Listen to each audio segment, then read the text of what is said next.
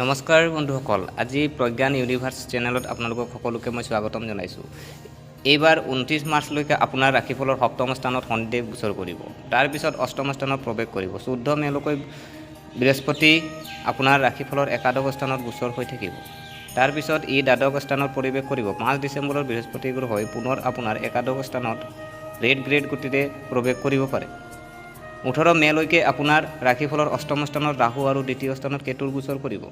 18 মেৰ পিছত ৰাহু সপ্তম স্থানত আৰু কেতুৱে ৰাশিফলত দ্বিতীয় স্থানত প্ৰৱেশ কৰিব। প্ৰিয় বন্ধুগণ, এতিয়া আমি কথা পাতিম এই বছৰৰ সিংহ ৰাশিৰ 5টা এনেকুৱা ডাঙৰ পৰিৱৰ্তন। প্ৰিয় বন্ধুগণ, সিংহ ৰাশিৰ 2025 বৰ্ষটোৱে সিংহ ৰাশিৰ বাবে বহু সুযোগ আৰু বহু সফলতা কঢ়িয়াই আনিছে। দেৱগুৰু বৃহস্পতিৰ শুভ প্ৰভাৱ আপোনাৰ জীৱনলৈ বহু পৰিৱৰ্তন আনিব গৈছে। এই বছৰৰ আৰম্ভণিতে যদি আমি চাওঁ, আপুনি আপোনাৰ পচন্দৰ চাকৰিটো অৰ্থাৎ এটা ডাঙৰ কোম্পানীত আৰু এটা ভাল পেকেজত পাব পাৰে।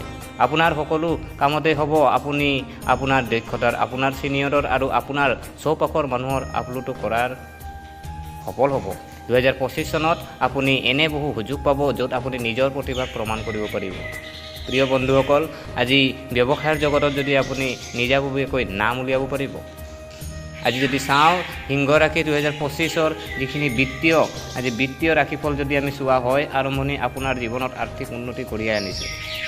প্ৰিয় বন্ধুগণ, আপুনি আপোনাৰ আৰ্থিক অৱস্থা উন্নত কৰাৰ বাবে বহুতো সোণালী সুযোগ পাব। একাদশ স্থানৰ মাজেৰে বৃহস্পতি দেৱৰ গোচৰত আপোনাৰ জীৱনত ইতিবাচক ফলাফল কঢ়িয়াই আনিব। এই বছৰৰ আপোনাৰ ব্যৱসায়ত ডাঙৰ পৰিৱৰ্তন আহিব। যদি আপুনি অংশীদাৰিত্বৰে নতুন কিবা এটা কৰাৰ কথা ভাবিছে নেকি, তেন্তে 2025 চন আপোনাৰ বাবে অতি শুভ হ'ব। আপোনাৰ যোগাযোগৰ পৰা ভাল সুবিধা লাভ কৰিব পাৰিব। শ্বেয়াৰ মাৰ্কেট ক্ষেত্ৰখনতো সৈতে জড়িত লোকসকলে ধন উপাৰ্জন সুযোগ পাব। যদি আপুনি ঋণ ল'ব বিচাৰে, তেন্তে এই বছৰ আপোনাৰ সহজেই ঋণ পাব। যদি আমি সিংহ ৰাশিৰ লভ, যি আমাৰ প্ৰেমৰ যদি ৰাশিফল আমি চাওঁ, এই বছৰ প্ৰেমৰ বিষয়ত সুখ আৰু কেতিয়াবা দুখৰ দৰে পৰিস্থিতিও আহিব পাৰে। 2025 চনটো আপোনাৰ ব্যক্তিগত সম্পৰ্কৰ বাবে অতি উত্তম হ'ব। আপোনাৰ বিবাহিত জীৱনত মিঠাচ বাঢ়িব। আপুনি অনুভৱ কৰিব এটা নতুনত্ব, এটা নতুন সতেজতা। আপোনাৰ পত্নীয়ে আপোনাক প্ৰতিটো খোজতে সম্পূৰ্ণৰূপে সহায় কৰিব। আপুনি আপোনাৰ ভৱিষ্যতৰ সৈতে জড়িত পৰিকল্পনাসমূহ বিবেচনা কৰিব। অবিবাহিত মানুহৰ ঘৰত বিয়াৰ ঘণ্টা বাজিব পাৰে। এইবাৰ আপুনি ৰোমান্টিক ভ্ৰমণলৈ যাব পাৰিব। এই বছৰ পাৰিবাৰিক জীৱন সুখৰ, এজন আত্মীয়ৰ সৈতে চলি থকা বিবাদৰ অন্ত পৰিব এই বছৰ। প্ৰিয় বন্ধুগণ, আজি যদি আমি চাওঁ স্বাস্থ্যৰ প্ৰতি যদি আমি চাওঁ, 2025 চনটো আপোনাৰ কেনে যাব। 2025 চনত স্বাস্থ্যৰ বিশেষ যত্ন ল'ব লাগিব। কেতিয়াবা মানসিক জটিলতাৰ সন্মুখীন হ'বলগীয়া হ'ব পাৰে, কিন্তু অতি সোনকালে সকলো ঠিকেই হ'ব। খাদ্য অভ্যাস সঠিক যত্ন নকৰিলে এলেহুৱা অনুভৱ হ'ব। প্ৰিয় বন্ধুগণ, অপ্ৰয়োজনীয় দৌৰাৰ বাবে অলপ বিভ্ৰান্ত হ'ব পাৰে, কিন্তু অতি সোনকালে পৰিস্থিতি আপোনাৰ পক্ষত হ'ব। অৱশ্যে ঘৰৰ বয়োজ্যেষ্ঠসকলৰ স্বাস্থ্য ভাল হৈ থাকিব। মাকৰ স্বাস্থ্য উন্নত হোৱাৰ লগে লগে আপুনি শিথিলতা অনুভৱ কৰিব।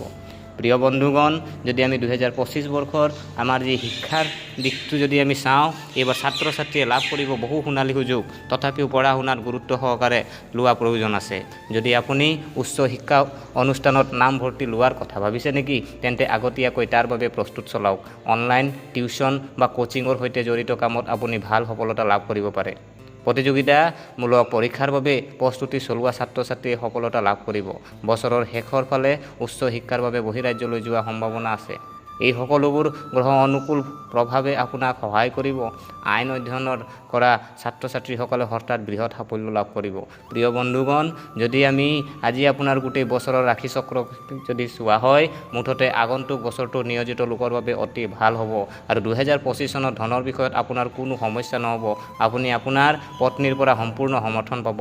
স্বাস্থ্যৰ ক্ষেত্ৰত নতুন বছৰটো আপোনাৰ বাবে ভাল হ'ব, কিন্তু এই ৰাশিৰ ছাত্ৰ ছাত্ৰীসকলে পঢ়া শুনাত কঠোৰ পৰিশ্ৰম কৰিব লাগিব। যদি আপোনালোকে মোৰ এই ভিডিঅ' চাই এই যি ইনফৰমেশ্যন যদি আপোনালোকে পায়, আপোনালোকে ভাল পাইছে, মোৰ চেনেল যি আছে সেই আপোনাৰ চেনেলটো ছাবস্ক্ৰাইব কৰি ল'ব আৰু এটা লাইক দিব বুলি মই আশা কৰিলোঁ। আৰু সকলোকে মই ধন্যবাদ জ্ঞাপন কৰি আজিৰ এই ভিডিঅ' ইমানতে আমি এণ্ড কৰিছোঁ। থেংক ইউ, ধন্যবাদ।